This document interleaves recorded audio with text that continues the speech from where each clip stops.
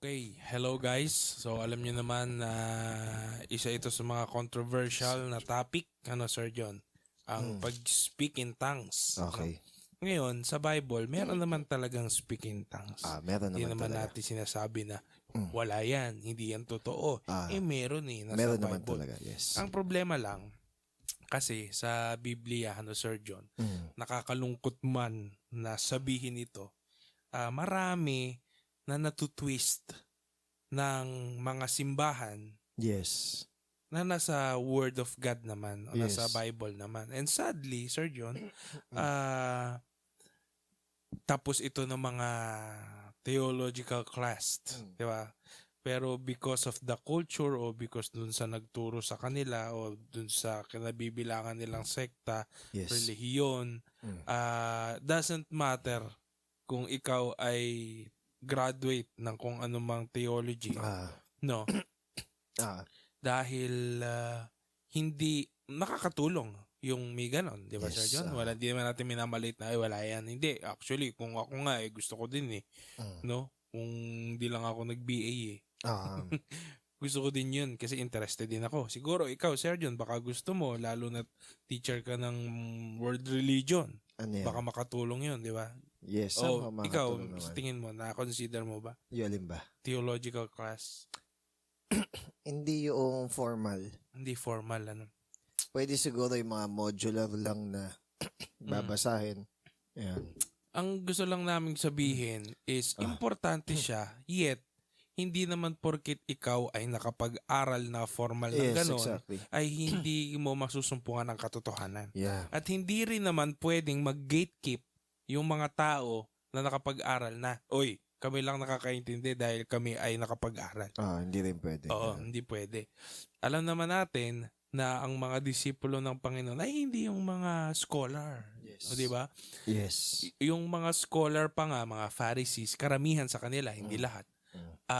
Although kabisado nila yung Torah o yung Old Testament na lang, yung mga law nung sa Judaism is hindi nila na-recognize yung Messiah, which is si Jesus. So, yun yung premise ng sinasabi ko kasi marami sa mga churches is nagpa-practice ng gift na ito ng Holy Spirit na speak in tongues na mali ang dalawa yan Sir John.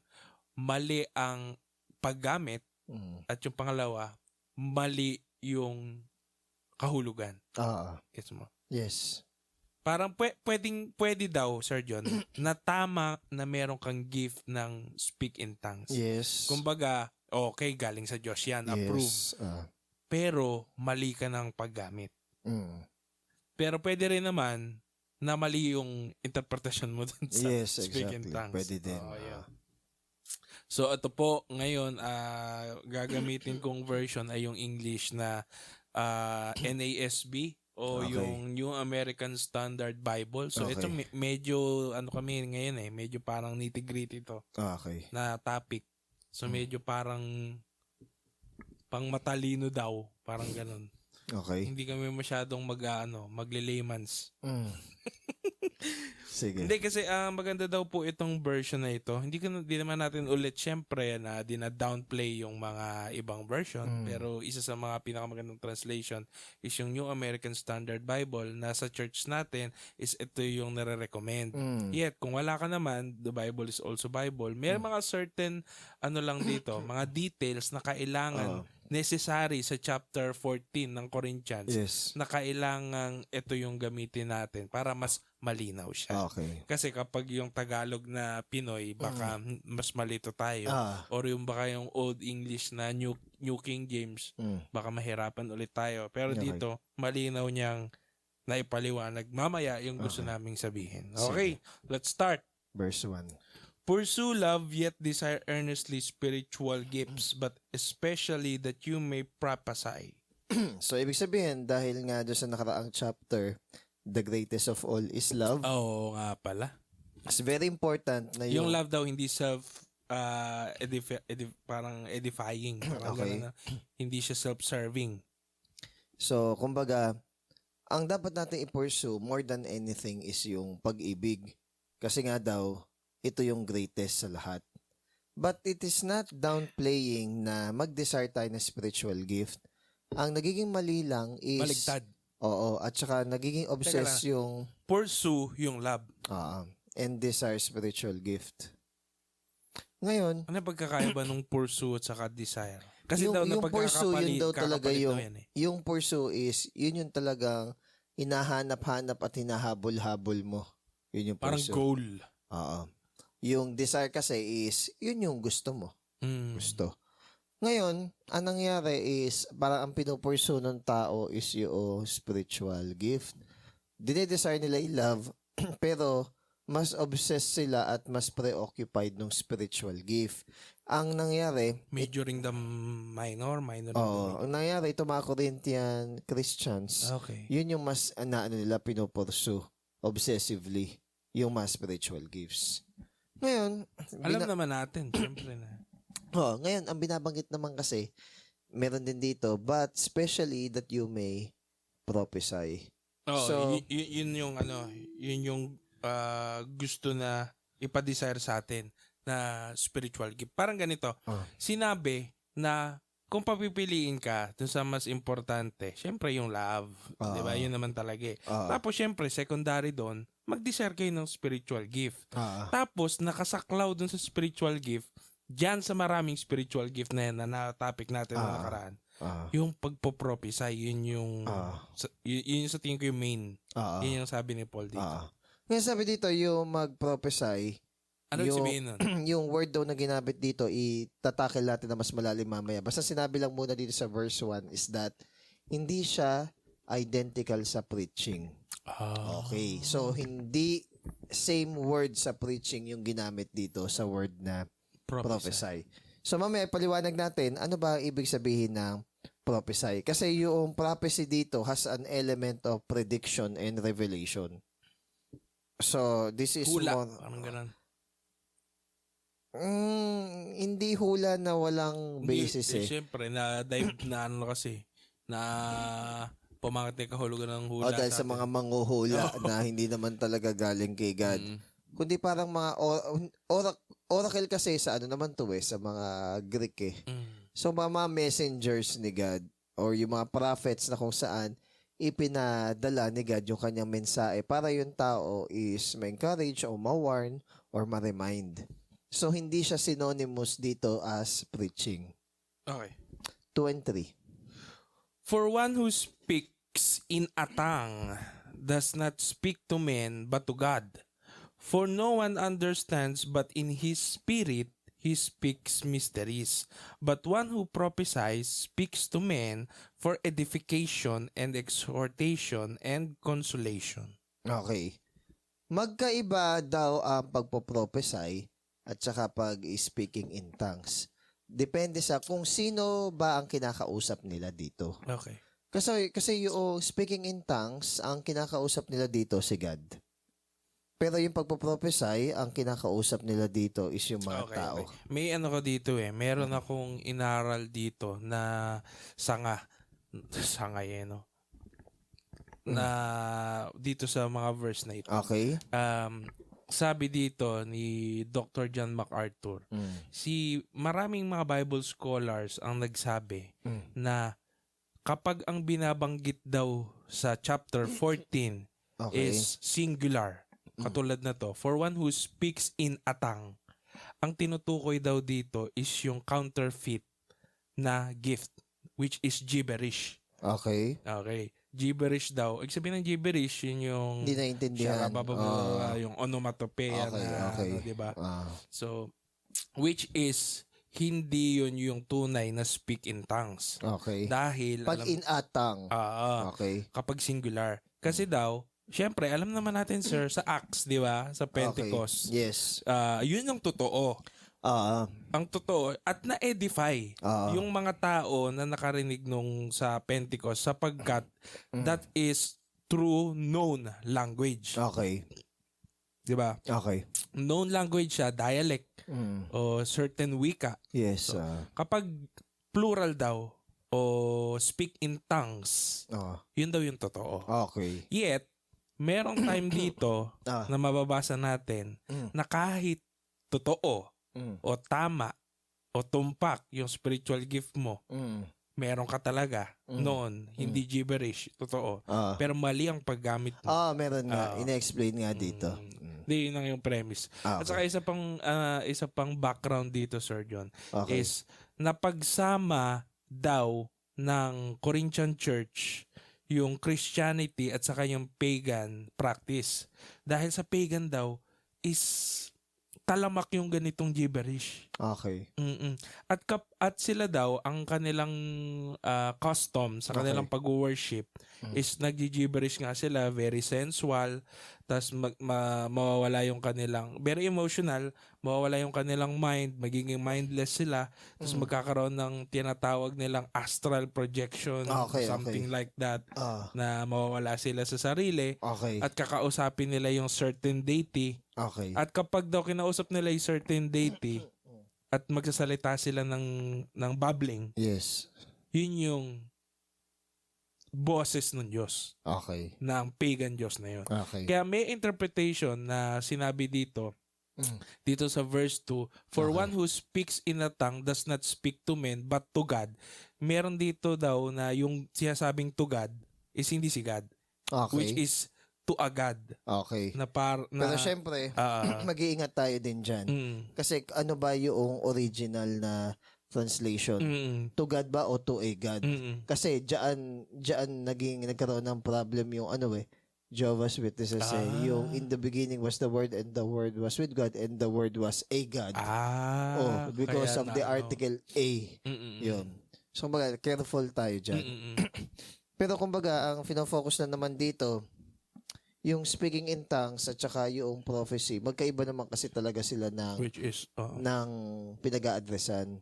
Yung isa is ginagamit for devotional life na makausap si God.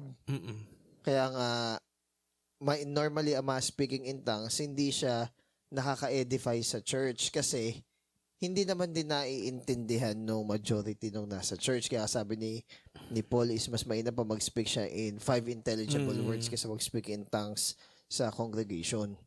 Pero yung prophecy, yun naman is ginamit para i-guide at i-direct yung mga tao to the message and revelation ng word ni God dun sa tao na yun. So yun lang naman yung pinagkaiba.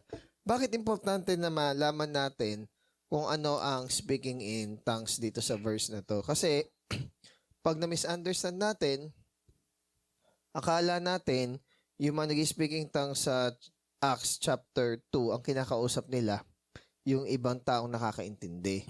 Hindi. Ang kinakausap nila si God, pinupuri nila si God. Another, kapag na-misunderstand natin ito, ibig sabihin, hindi natin nakikita na yung speaking in tongues in private is a gift. Isipin, lahat pwede namang meron nung ganun. Kasi naintindihan daw nung ibang nung ibang mga lahi. Merong particular na message na marahil, tayo mismo hindi natin nauunawaan.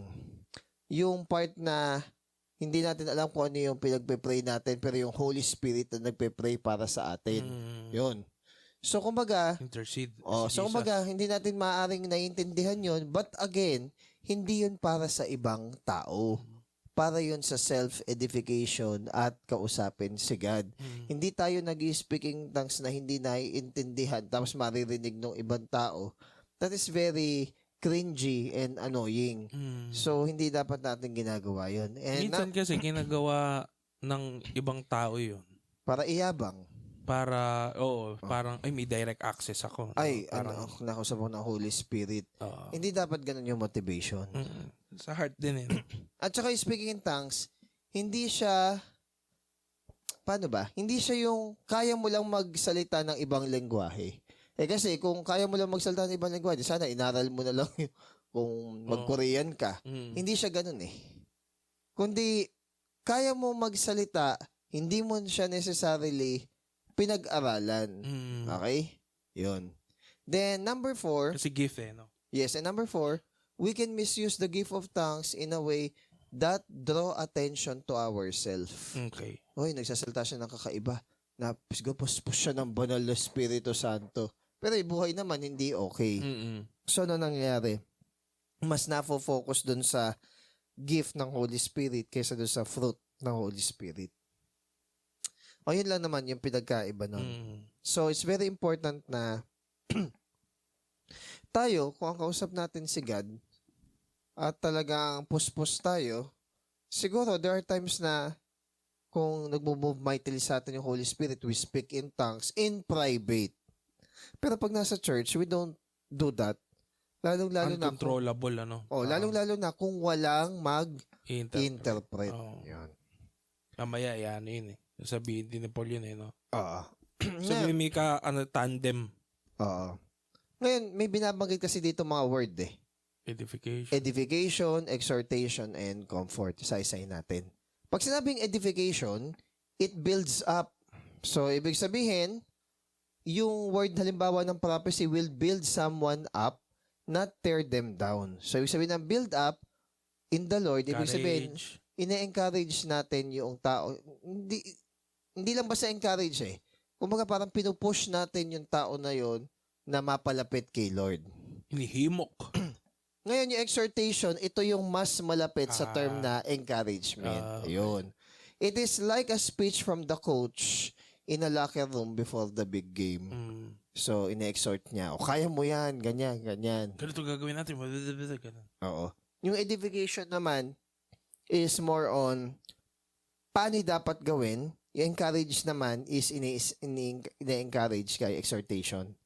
Litin ko edification, tinuturo, binibuild up ka kung paano tamang gawin. Exhortation, ine-encourage ka. Then number 3, comfort. Ano naman yung comfort? Yung comfort is, binibigay mo yung support mo or help mo dun sa isang tao. Hindi yung ano lang hindi yung dahil malungkot siya or nasasaktan siya, sasamahan mo lang siya o iiyak ka din kasama niya. Hindi. Binibigay mo yung support. Pakikiramay lang yun. Yung comfort dito, binibigay mo yung support mo para ma-strengthen siya. Pero kumbaga, itong tatlo na to is what? Para ito sa ibang tao. And itong tatlo na to is nagagamit naman in unison or in similar ways. Next, 4 to 5. One who speaks in a tongue edifies himself, but one who prophesies edifies the church. Hanggang 5. Now I wish that you all spoke in tongues, but even more than that, you would prophesy.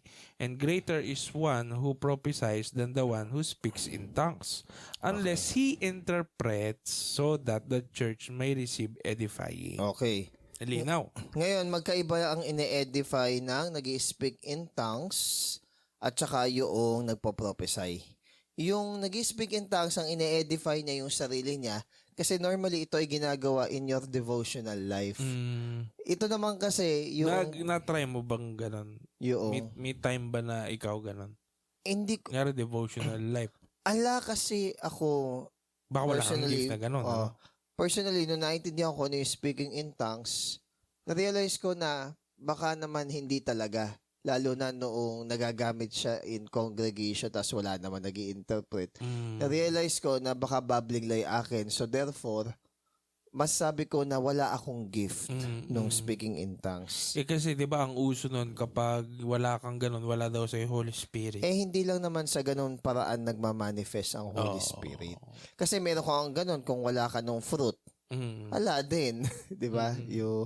Hindi yun kasi uso nun, B. Yun yung uso nun. Kapag hindi ka nag-speak in tongues, ala sa Holy Spirit. Magkahiwalay pa daw na baptism yung water baptism, Tama. Water baptism tas yung Holy Spirit baptism, magkaiba pa daw yun. Twofold. Hindi naman twofold ang baptism. Okay? Ngayon, sabi dito, edifies himself. Why? Kasi mas napapalapit siya kay God, nag-speak siya ng mga things of the Spirit, even yung mga groaning ng Spirit na hindi natin naiintindihan, and kahit na hindi natin naiintindihan, we are very sure na hindi natin nabablaspheme si God because no one that is of the Holy Spirit ang pwede magsabi na si Jesus ay sumpain. So, umbaga, kung nasa atin talaga yung Holy Spirit, kahit di natin naiintindihan, yung pinagpe-pray natin, if we truly have the gift of tongues, anong point doon? is alam natin na napupuri natin Diyos. Meron naman ditong isang ano naman, parang isang interpretation Okay. dito na magkaiba, which isang sinabi naman dito, yung the one who speaks in a tongue edifies himself, hindi Okay. daw siya good thing. Okay. Yun yung sabi nung isang comment na ano. Nabasa ko nga din dito na para bang sarcastic or selfish daw yung way. Hindi daw siya good thing. Possible din daw na ganun yun. Kasi 'di ba parang ang explanation niya is sinabi na nga ni Paul before na hindi dapat edify yung sarili, hindi self-edification. Dapat yung sa kapakanan ng iba. Parang Yes, ganun. kaya nga sabi ni Paul na I wish na lahat kayo nag-speak in tongues, pero he would rather speak 5 intelligible words than mag-speak in tongues kasi hindi magbe-benefit yung ibang tao doon. Sarili magbe-benefit. Ngayon, ang problema kasi sa mga churches, sinabi na nga na hindi naman ganito talaga masyadong mahalaga. Okay. No, itong speaking, mahalaga siya. Siguro for this time being, is mahalaga siya. Ako kasi naniniwala ako na hindi na masyadong itong Yes. talamak Yes. ang gift na ito. Naniniwala sa din ngayon. naman ako. Pero ang problema sa mga churches, sabay-sabay. Tsaka magsisis din ang mga ito. Oo. Yun. Di ba? Sinabi- Yun ang problema, sir. Sabay-sabay. Walang order. Wala nag-interpret. Oo. I wish is yan yung mapag-aaralan natin sa susunod na half no Yung discussion na to. Oo. May mga ganun eh. Tapos parang dati kami sa mga prosperity preaching, sinasabi nilang ganito na buti na lang nagrepent tayo, na ganito ganyan tayo dati before. Pero may mga certain naman na ayaw i-deal. Yes. So, ba't ganun? So minsan, yun Siguro ang question hindi mark ko eh. hindi pa nare-reveal Baka, sa kanila or na-enlighten sila doon sa area sa na part yun. na yun. Ano? Okay. Sige. Ngayon, kung ang speaking in tongues or speaking in a tongue ay for self-edification, yung prophecy naman is for edification ng church. Kasi naiintindihan ito nung mga tao sa church. Prophesy. Oo, dahil plain words ang ginagamit natin dito para magabayan yung simbahan. So it's very important na kung pamimiliin ka sa dalawa, kung ang gagamitin mo ay ito, ang tanong is depende sa avenue. Oo. Ang kausap mo ba dito ay ibang tao o si God lang? Is it devotional life or congregational life? Kung congregational life, mas mainam hindi speaking in tongues, prophesy, para maintindihan at maunawaan ng ibang tao. So, nandun siya sa realm na nasa intellect or human language yung ginagamit. Ngayon, itong tanong, kapag nagdi-devotion ka, mag-isa ka, okay ba yung speaking in Paano yun? tongues? Paano ka naman mag-i-speak in tongues ng sarili? Kung may gift ka. Kaya hindi natin alam eh, no? Hindi mo masabi eh. Yeah. Pero, sa tingin mo ba, sir, ano siya? Parang yung mga gibberish na paulit-ulit. Hindi ko alam. Oo nga eh. Kaya Kasi nga kasi- wala tayong gift eh. O kaya sabi ni Paul, how we wish na lahat kayo mag-speak in tongues. So, ibig sabihin, hindi lahat nga is meron. And kung meron ka naman siguro na marirecognize mo naman siguro na yun at hindi gibberish. Kasi there is self-edification or may encourage ka dun sa bagay na yun. And alam mo na naipag-pray mo yung tama kahit di mo naiintindihan. But then again, Hindi siya requirement ng salvation. yeah. And then again as well, mainam naman na kapag ang kausap mo is yung congregation, yun naiintindihan nila. O mag-tongues ka, di ba? Oo, ala din yun. Kasi pagpapaimbabaw daw isang possible reason. So, ano yung mga ginagawa na gibberish? Mga barbaro, di ba? Yung kung tawagin. Hindi natin maitatanggi na may mga ganong language na gibberish naman talaga na hindi heavenly inspired. Hindi yun ang sinasabi natin na speaking in tongues na hindi nauunawaan for Ano yung kailangan ba self-edification. nilang mag-repent sa ganun? Kasi tayo, nag-repent tayo dun. Yes, lalong-lalo na kung conscious ka na nagbababbling ka lang. Saka conscious ka na talagang indirect violation sa word ni God. Oo. Di ba? Wag- Kasi yun yung isa sa problema eh. Kunyari may mali sa church. Tapos, hindi naman ito yung ang main gospel. Pero may mga pinapalusot ka na mga, kahit hindi mo sabihin na main issue, mga maliliit na issue, pinapalusot mo, nagagasgas yung conscience mo, di ba? Parang, sige, lusot ka ng inaral na natin yan eh. Essential, important, tapos urgent, at saka non-essential. yung pag-speaking in tongues siya, pumapasok kasi siya sa, ang tawag dito, important. Kasi practice siya or praxis ng church eh. So, dahil maraming tao, yaan yung either kinakatisod o kinaka-strengthen ng kanilang faith, importante na i-deal yun. Oo. Hindi pwedeng i-disregard mo, ay, non-essential siya. Non-essential siya for salvation, but important siya because practice siya sa loob ng church. So, kung nakakatisod yung bagay na yun, it's better to address. Paano ba talaga? Ngayon, binanggit naman dito yung to prophesy. Bakit mainam na to prophesy? Para yung ibang mga tao na nakikinig, nauunawaan nila. Edify. Yes. At na-encourage sila. Simple. 6. 6. But now, brethren, if I come to you speaking in tongues, what will I profit you unless I speak to you either by way of revelation, or of knowledge, or of prophecy, or of teaching? Kasi nga hindi valuable. Okay. Kaya nagtataka ko minsan sa mga churches na talaga magsasabay-sabay mag-speaking in tongues. What is the value of that? Okay, mag-speaking in tongues na mag-isa lang, tapos wala na mag-i-interpret. What is the value of At that? counterfeit po yun speak in tongues. Oo. Kasi babbling eh. At saka kung wala mag-i-interpret at the first place, hindi siya dapat pakinggan. Wala naman pala mag-i-interpret eh. Nonsense, di ba? Tsaka hindi ka possessed by the Holy Spirit. You can be obsessed by the Holy Spirit but you are not possessed. So ibig sabihin, hindi ka tinitake over ng Holy Spirit na wala kang control sa bibig mo, wala kang control sa isip mo, wala kang control sa katawan Self-control, mo. di ba? Yun yung isa sa ano. Oo. So hindi siya ganun. Pero sabi dito na either by revelation, by knowledge, prophesy, or teaching. Yung mas okay kaya yun. Mas okay yun kasi naintindihan. For example, simple. revelation.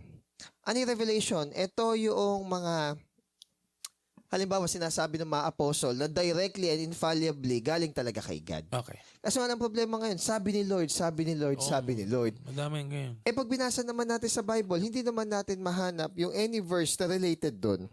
Or pwedeng out of context. Yes. Sabi mo lang, possibly. Kunyari, sinabi kay Noah.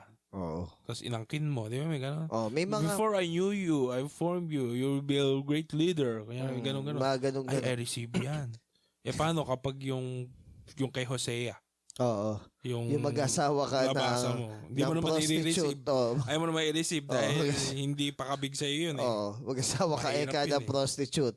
Tapos, pupunta sa iba lalaki pero tatanggapin mo pa rin. Syempre, hindi mo i-accept yung gano'n. Ayaw mo naman nun, di ba? Padala yung kay Abraham, di ba? Yung meron tayong brethren dati, di ba? Na gustong mag-abroad. Oo. Tapos, yung verse na ginamit niya kay Abraham, go out to your country, di ba? Ganito, ganyan. Kaya sabi ko, gusto mo lang, ba't kailangan sabi pa ni Lord? No, di ba? Kung wala naman talaga message sa'yo si Lord regarding that, gusto mo lang mag-abroad, sabihin mo na lang, gusto mo lang mag-abroad, period. Okay na yun. Huwag i-justify na. Huwag na i-justify na kaya mo ginanon yun kasi napaka-obedient. Sabi ni Lord. Hindi mo ka kinonsulta si Lord nung pupunta ka dun eh. Tapos sasabihin mo, sabi ni Lord. Ano na lang yun? Kumbaga, justification mo na lang yun kahit hindi tama. Dali, no? Daling i-overstretch ng Bible, no? Lalo na kung pakabig sa'yo, no? Exactly. Ako may mga churches nga akong napansin before, no? Which is, ito ay hindi alien sa amin dahil ginagawa namin ito. Yes, exactly. Kaya hindi kami nagsisalta na, ay, hindi naintindihan. Kung magagaling kami doon, tapos parang, syempre, nakakahiya din. Yes. Ganun, talagang pinag-repent natin. Yung, kunyari, I will make yung new path straight. Ito yung message ni God ngayong taon. Di ba? Ganun eh. Para may theme kada year. Madaling i-receive eh. Madaling i-angkinin eh. Angkinin mo. Di ba yung turo nun? Angkinin mo yung verse. Kahit hindi sa akin. It's very important na, yes, mag-hold on tayo sa promises ni God. According doon sa mga sinabi niya. Huwag tayo mag-angkin ng mga promise na hindi naman niya talaga sinabi sa kanyang mga anak o sinabi sa atin particularly. Tama. Okay? So, ulitin ko lang. Kunwari, isa-isay natin. Revelation. Ito yung direct message ni God na infallible or totoo.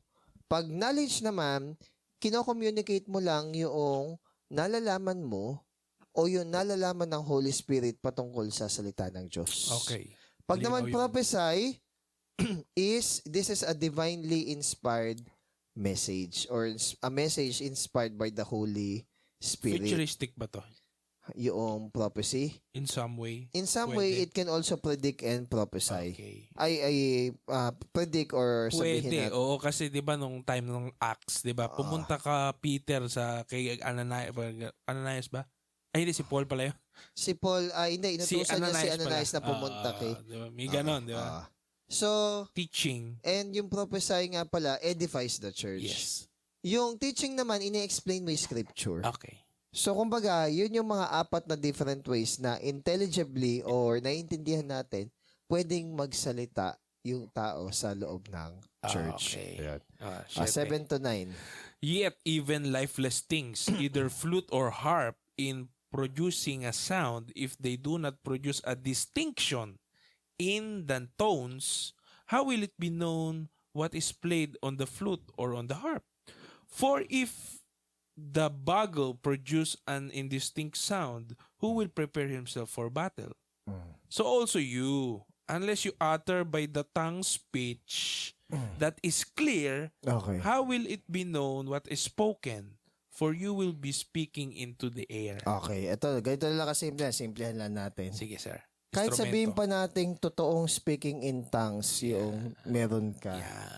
Kung hindi naman siya nare-recognize o naiintindihan na uma-attend sa church, wag na Tigilan. lang. Or sabihin, wag na lang. Total, hindi ka Manahimik naman, ka, kapatid. hindi ka naman possessed by the Holy Spirit. Kaya mong hindi sabihin yun. Okay? So, ganun lang. Kasi, Kung yes. kailangan mo lang, saka mo ilabas. yes, Di ba? and Parang for ganun. sure, kung kinailangan, nagbibigay din si God ng gift ng interpretation. Yes. Hindi yung lahat kayo magbababling sabay-sabay magsasalita ng mga random na bagay.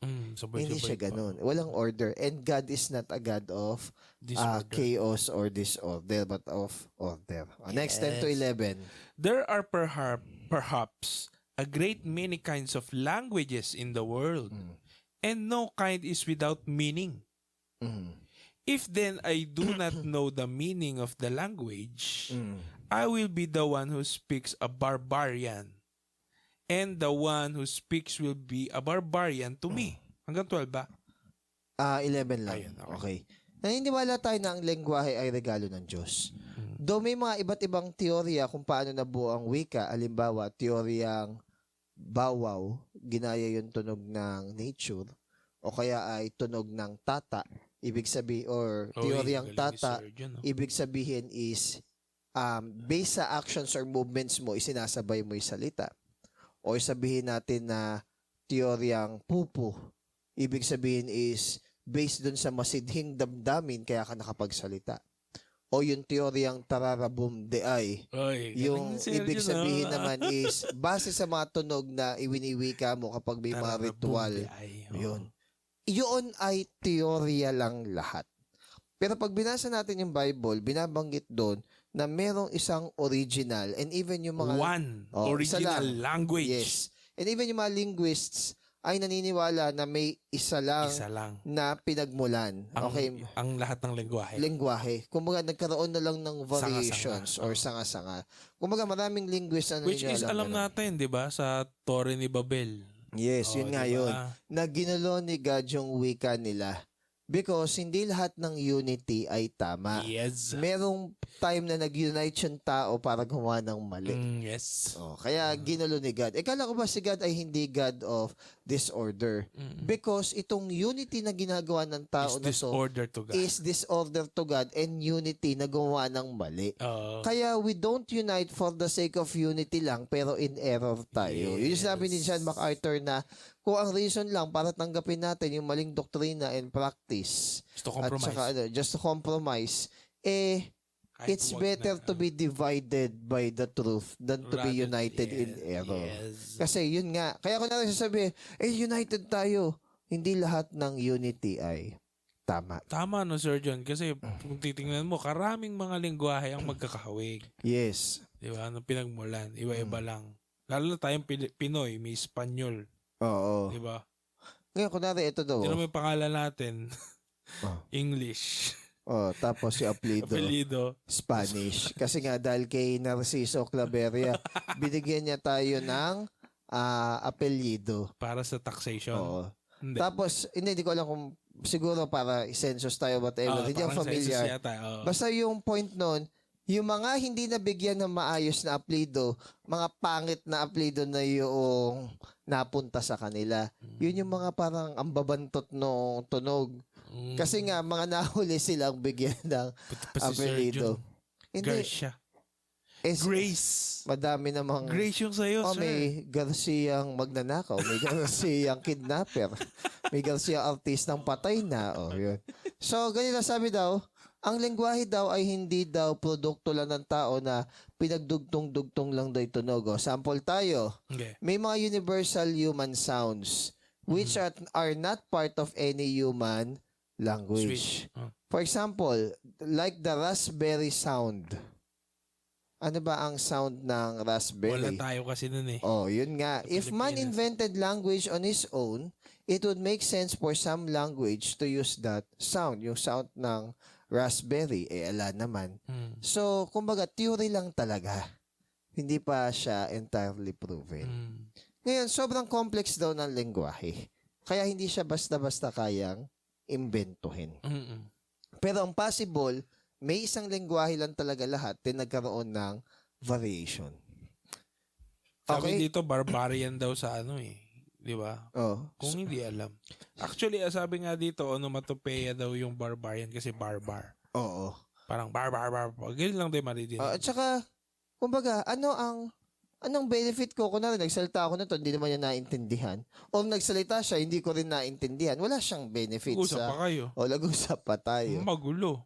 So, kumbaga, may maganda lang daw ang meaning ng language if pareho kayo nagkakaintindihan. Kaya may mga interpreter And tayo. love is a universal language. Di ba meron na sa Google yung parang, ano tawag doon? Yun. Speech ba yun? Na tinatranslate. Oo, tinatranslate. Ngayon, pisipyo, bakit pinapapursu sa atin yung love? Kasi yung love, kahit na hindi mo naunawaan yung sabihin nating syllabic language ng love, pero yung pagmalasakit sa kapwa, naiintindihan ng tao yun. Hindi mo si Mr. Bean. Di ba? You worship Di ba? Di ba ganun lang siya? Pero, May, ano siya eh, may message siya sa yes. paano niyang sabihin. Pero yung kindness and goodness niya, hindi mo tawag dito mamamali siya o ma-misunderstood. Kasi yun yung lengguwahe ng malasakit at pag-ibig sa ibang tao. Ewan ko, Mr. Bean. Mayroon kasing uto din kasi siyang episode. Yung mga kalokohan din siya. 12 to 14. So also you, since you are zealous of spiritual gifts, seek to abound for the edification of the church. Okay. 13. Hanggang 14. For if I pray in a tongue, my spirit prays, but my mind is unfruitful. Okay. Ito, tingnan mo Bakit ka mag-speak in tongues kapag kasama mo yung ibang tao? Mas mainam pa na, kunwari, magpe-pray ka kay God, tapos gusto mong i-explain yun sa kanila, siguro mag-ask ka kay God ng interpretation noong tongues na yun.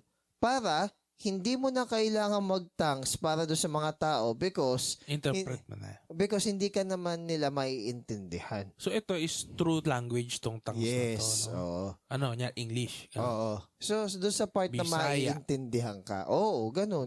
Kaya kapansin mo, di ba?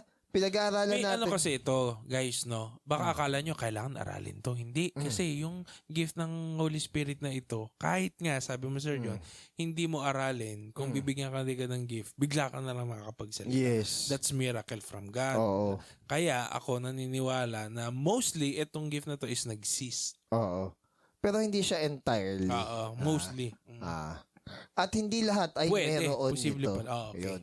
Yun yung sasabi ko na hindi required na, di ba, doon nga sa dating church natin attendant, para bang Sabay-sabay. pag nasa yung Holy Spirit, nasa yung speaking in tongues. Hindi nga lahat. Speaking in tongues yung gift. Yun. May faith eh. May Yes.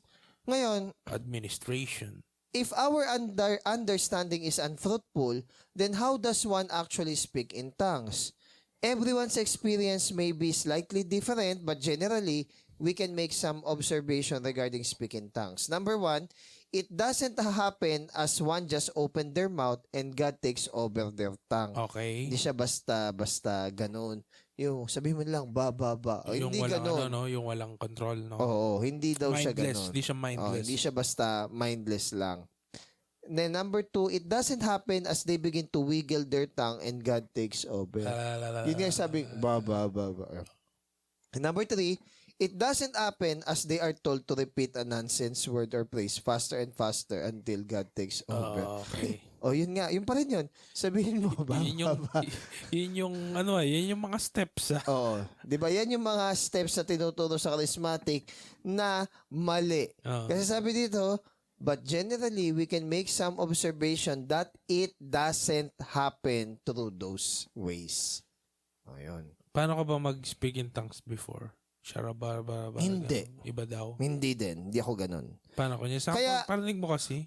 Syempre, ayokong gawin Nagki-cringe because, hindi. Baka kasi nung time na yun is psychological hysteria ang meron ako. So, kumbaga, hindi ko siya kayang sabihin ngayon. Okay. So, hindi mo siya ma-on-off. Hindi siya on-off. Hindi siya on and off. At saka nung time na yon, alam ko na there's something wrong with many of them, pero hindi ko lang vino-voice out because pare-pareho yung sinasabi nila na syllables and words, Bar siya. pero bar. biglang may mag-i-interpret, magkaiba yung ibig sabihin nun. I know that language is complex, pero I know din na yung language ay merong May bilang, may may rule. may rule ang language. Kumbaga, merong program Parang ang ganito. language. Sharabara. Anong ibig sabihin na to? O kung namin mag-interpret, ay ganito ibig sabihin yan. Tapos may nagsalita din ng ganyan. Iba na may interpretation. There is Parehas lang. something wrong with that. Doon pa lang, obvious na bakit sila pare-pareho yung sinasabi? Nung nag-speak Walang checking balance na. Ayun Paano nga. masasabi ni prophet to, ni pastor na totoo? Exactly. Di ba? Oo. Sharabara. Kaya yung mga sa Pagpapalain Acts, ko kayo, di ba? di ba yung cloven tongues of fire, sa Acts, nagpuri sila sa Diyos, may nakarecognize na totoong language yun. Pero na-recognize nila na yung mga tao na yun, hindi sila yung kinakausap. Okay. Ang kinakausap ng mga tao na speaking tongues na yun, si God. Kasi nga, for self-edification and para kausapin si God, hindi sila. Para sila third wall lang sila. Oo, pinrove lang nila na Totoo totoong yun. lengguwahe yung mga yun. Ba't sila, lasing ba sila? Di ba? Okay. Sabihin natin na kahit na lumang lengguwahe pa yun, wala na nakakaalam, kunwari Aztec. Okay. Ancient Greece. Okay. Greek. Totoong lengguwahe pa rin siya. Yan. Okay. Malay Next. mo, may pala dun, mga Aztec na Oo, di ba? nasalita. Last na to, 15 to 19. Nangyayari natin. Oo. What is the outcome then? I will pray with the spirit and I will pray with the mind also. I will sing with the spirit and I will sing with the mind also. Otherwise, you will bless in the spirit only. How will the one who fills the place of the ungifted say the amen at your giving of thanks, since he does not know what you were saying? For you are giving thanks well enough, but the other person is not edified. I thank God I speak in tongues more than you all. However, in the church I desire to speak 5 words with my mind, so that I may instruct others also, rather than 10,000 words in a tongue. Okay. Again, hindi dinidiscount dito ni Paul na merong gift talaga ng speaking in tongues. Pero kung meron mang best na avenue ang speaking in tongues, hindi to sa congregation, kundi sa devotional or personal life. That is kung meron ka talagang gift ng speaking in At tongues. paano mo, sir, malalaman?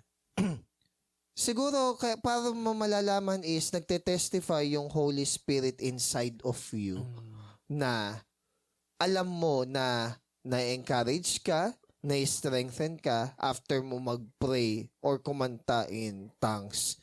But then again, sabi ko nga sa'yo, dahil wala akong gift nun, hindi ko siya kayang i-explain in a sense na experiential. Okay. Ayun. Ngayon, dahil nga devotional ito, may mga, bakit di ako pwede mag-speak in tongues sa loob ng church? Nabibless ako dito. Wag tayong selfish. Ayan. Yun. Wag tayong selfish. Just because it blesses you, doesn't mean na kailangan nating i-practice doon Which is sa church. napag-usapan natin about dun sa mga meat.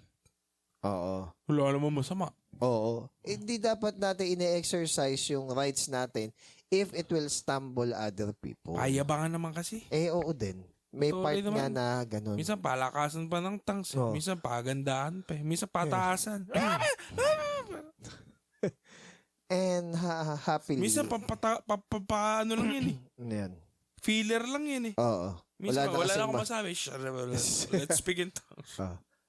Itong speaking in tongues is a gift. So, ibig sabihin, hindi siya pinapwersa, hindi siya iniyayabang, kasi nawawala yung essence na mag-glorify si God sa ating pagpe-pray at pag-awit kung pinipilit lang natin at saka iniyayabang lang natin. And the Holy Spirit doesn't work that way. Yeah. Saka alam natin, syempre, si Satan, hindi naman siya pwedeng mag-create ng bagong gift. Ang ginagawa lang ni Satan, yung mga existing na gift is pinapervert. Di ba? Ini-misled niya ng paggamit. So, yun yung problema, yung speaking tongues, which is true. Di ba may issue pa dati, chismis, na kapag nag-speak in tongues ka, hindi alam ng demonyo. Di ba? May ganun. Parang yun yung prayer na hindi mananakaw. So, maggagano ka na lagi para hindi malakaw. Sabihin niyo, pag nagpe-pray ka, nananakaw yun. Si Jesus ba nag-speak in tongues sa Gethsemane? Di ba? Parang hindi naman. Hindi, understandable pa nga eh. Oo. Kahit naman malaman nung nung demonyo o nung diablo yung pinagpe-pray mo eh. Kaya ba niya napigilan yung plano ng Diyos sa buhay natin at sa buong Parang sansinukob? Just lang Hindi, yun. kaya nga. So, kumbaga, yung talino ni God compare sa talino ni Lucifer, kahit sabihin natin si Lucifer ay milyong beses mas matalino sa atin dahil nag-exist na siya long before na ipanganak tayo, still, si Satan is in subjection pa rin kay God. Ito sinasabi namin dahil kami nag-speak in tongues before. Yeah. Ako dyan, may mga pinagtatanggol ko pa ito dati. Yes, I diba? do as well. Diba parang, ano ba kayo? Ano ba kang church nyo? Nag-speak in tongues kayo? Opo. Okay. Full gospel kayo. Kasi pag hindi kayo naniniwala sa Holy Spirit. Yan, di ba? Kapag hindi kayo nagtatongues, hindi kayo naniniwala sa Holy Spirit. Okay. Ako, naniniwala man ako may speaking in tongues. Hindi lang siya yung Kumbaga, yung meaning na yun. Kaso nga lang, Definition na and ganun. hindi siya lahat ng tao or lahat ng Christian meron. Kasi nga, gift nga. Okay. Okay. Now, another na sinabi dito, yes, sige, pwede kang kumanta in tongues or whatever. Pero ang tanong, magbe-benefit ba yung ibang tao? Or number 2, baka naman ang attention nadodraw na sa'yo, hindi na sa kapakanan ng ibang tao. Don't do that. Huwag na lang gumanon. Also, Kapasikat din. paano mag-a-agree sa'yo yung ibang tao kung hindi naman nila naintindihan yung sinabi mo? Paano sila mag-amen or so be it? Wala may sinabi ka, wala naman nag-interpret o hindi interpreted yung sasabihin mo. Ano, use nun? We're talking about yung the true gift of tongue. Totoong language to. Ano ang sense nun? So, sabi dito, is better na mag-share ka na lang. O sabihin mo na lang yung word ni God kaysa... Ano, 5. Kaysa 5 sabihin... words. Kaysa magkakanta ka, pakita mo I kung love you very much. Okay. Or 5. what would Jesus do again? Para maging 5 ano lang no? Kaysa yung 10,000 na gibberish, 10,000 na hindi naintindihan. Known naman. So, kumbaga, ang pinagkaiba lang is ito is devotional life, speaking in tongues. Pero kapag kasama na yung congregation, mas mainam mag-prophesy para mag-guide natin. Okay. Sabi dito, I thank my God, I speak with tongues more than you. So, baga, binavalue naman ni Paul yung speaking in tongues. Nakakatawa dito si Paul. Sorry na. Sige, ano yan? Kaya parang, paano kayo mag-amen? Kaya nga, paano mag-amen? Sabi, paano kayo mag-amen kung nagtatang sa di maintindihan? Kaya nga, hindi maintindihan. Di ba parang sa INC, ang galing, kasi di mo alam, kailan kayo sila mag-amen? O yun nga. Di ba? Sakay siya na... in-explain sa akin yun. Ganun ba? In-explain sa akin yun. Kapag daw more on si Jesus yung binabanggit, more on na sagot nila is opo. Pero kapag kunwari papataas na yung tono tapos ang pinapoint out nila is si God the Father, that is an amen. So ibig sabihin, merong somehow may rule na hindi man ganun ka-exact, pero kumbaga makikita mo yung gist na kapag kunwari more on blessing sa kanila, Siya nga po. So, pwedeng opo lang yun. Pero kapag, kunwari, at ang ating Diyos Ama sa langit, ganyan. Amen. O, ganun ang ano nila. Kasi may in-interview ako na mga INC na estudyante. Yun. So, kumbaga, paano ka nga naman aamen or amen kung hindi mo naiintindihan? Parang mag-agree. Oh. So, wala naman siguro tao na, hindi, sumakay ka lang. Hindi pwede yung ganun. Again, Ay, madaming ganun dati before. Parang, sasakay na lang. Wag ganun. sa sa encounter. Actually, tumumbaw sila eh. Ako, tutumba na rin ba ako? Di ba? Di ba nakigaya na lang? Oo nga. Naging mass hysteria naman na yung nangyari. Naging lahat kayo psychologically. Actually, si Kibuloy, narinig ko siya eh. Nagsyaraba siya eh. Nagaganon din. Nagaganon siya eh. May nag-interpret pa. Wala. Hindi dapat ganun. Kasi parang pinakita lang nila, guys, ito nyo, magaling ako. Kaya mo na eh. Kaso nga. Hindi tayo Trafficking ba? Kaso? child trafficking. Hindi tayo nagpo-prophesy sa church para iparinig natin sa kanila yung speaking in tongues natin para gusto makakuha ng blessing. Hindi. Para maging blessing tayo sa ibang tao. Kasi kung di nila naiintindihan yung sinasabi natin, sasabihin mo, hindi, kumukuha ko ng blessing kay God eh. You're being selfish. Nandun ka, kaya ka nagsasalita doon para may maunawaan yung ibang tao regarding sa word of God.